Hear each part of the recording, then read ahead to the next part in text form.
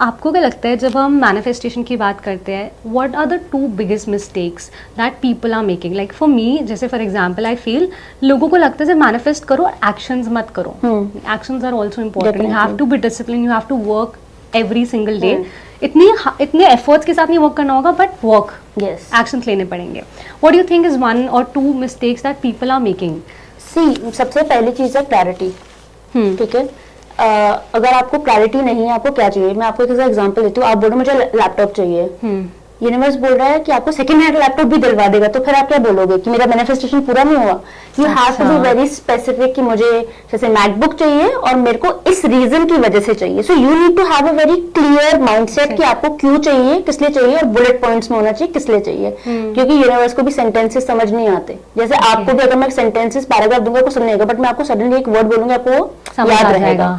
So that is the first thing. So clarity is something which you have to be like very specific about. ठीक है. Second thing is patience.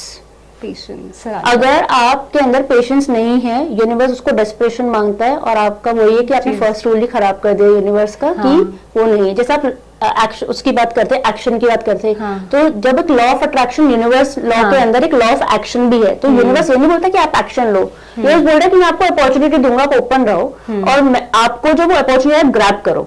अगर आप अपने डर को, जैसे आप अब कंफर्ट जोन में रहो, आपको वो ग्रैब ही नहीं करे. जैसे मैं आपको एग्जांपल देता हूँ, मेरे पास टायर रीडिंग की आई कि मेरे सामने अपॉर्चुनिटी आ रही है, अगर मैं उस पर ग्रैब ही नहीं कर रही हूँ. लाइक मेरे पास TEDx की अपॉर्चुनिटी आई, ऑब्वियसली उस समय मैंने बहुत टॉक्स दे दी थी. मेरे को डर लग रहा था कि यार first TEDx talk is a big thing. Then मैंने सोचा नहीं यार, फेयर है, but I am gonna say yes to it, come what may, and मैंने दे दी. उसके बाद मैंने दूसरी TEDx टॉक दी.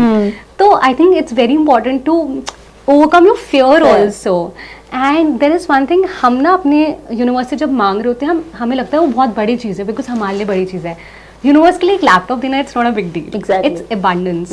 बहुत सारे लोग बहुत स्कैरसिटी वाले माइंडसेट में जी रहे होते हैं.